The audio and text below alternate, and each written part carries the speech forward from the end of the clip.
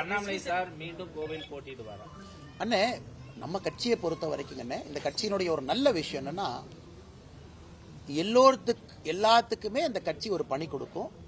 இதை செய்யுங்கன்னு சொல்லணும். ஈவன் சிட்டிங் எம்எல்ஏவாக இருந்தாலும் கூட கட்சி ரீநாமினேட் பண்ணாதான் அவங்க அந்த தொகுதியினுடைய சட்டமன்ற வேட்பாளராக திரும்ப வருவாங்க. அதனால் இந்த கட்சியை பொறுத்தவரை ஒரு அற்புதமான விஷயம் என்னன்னா, கட்சி சொல்லும் யாரு எங்க நிக்கணும், எதற்காக நிக்கணும். 2024 கோயம்புத்தூர்ல நிக்கணும், கோயம்புத்தூர் நின்னாச்சு. 2026 எங்க நிக்கணும்னு சொல்லும் பொழுது அங்க நிக்கிறோம். அதே நேரத்தில் எல்லா பகுதியிலையும் வேலை செய்யறோம். அரசியல் வேலைகள் எல்லா பகுதிக்கு போறோம், எல்லா இடத்துலயும் பேசுறோம். இன்னைக்கு மதுரையில் இருக்கிறோம், நேற்று கோயம்புத்தூர், அடுத்த 2-3 நாள் நாளைக்கு மத்தியானத்துல இருந்து கோயம்புத்தூர்ல இருப்பாங்க 2 நாளைக்கு. அதனால எங்கெங்கெல்லாம் நேரம் கொடுக்க முடியுதோ கோயம்புத்தூர்ல இருந்து வெளியே வந்து நேரம் கொடுத்துட்டு திரும்ப நான் போய்க்கிறேங்கன்னா, அமைப்பு வேலையை பொறுத்தவரை சொல்லுகின்ற நேரத்திற்கு என்னால் வர முடியாது என்பதை நான் தெளிவுபடுத்தியிருக்கேன்.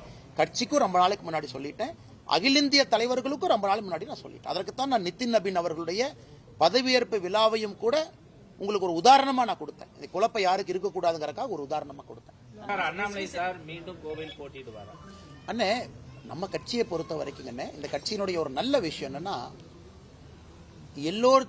எல்லாத்துக்குமே இந்த கட்சி ஒரு பணி கொடுக்கும். இதை செய்யுங்கன்னு சொல்லணும். ஈவன் சிட்டிங் எம்எல்ஏவாக இருந்தாலும் கூட கட்சி ரீநாமினேட் பண்ணாதான் அவங்க அந்த தொகுதியினுடைய சட்டமன்ற வேட்பாளராக திரும்ப வருவாங்க. அதனால் இந்த கட்சியை பொறுத்தவரை ஒரு அற்புதமான விஷயம் என்னன்னா, கட்சி சொல்லும் யாரு எங்க நிக்கணும், எதற்காக நிக்கணும்.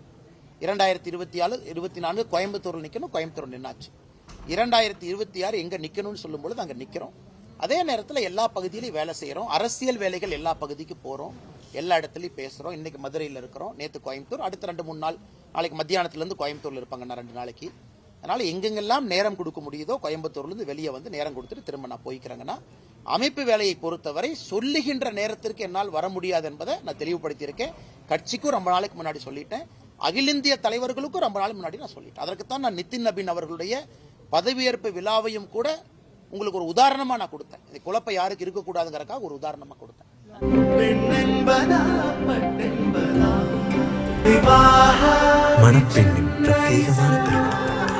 விவாஹா தி சென்னை சில்க்ஸ்.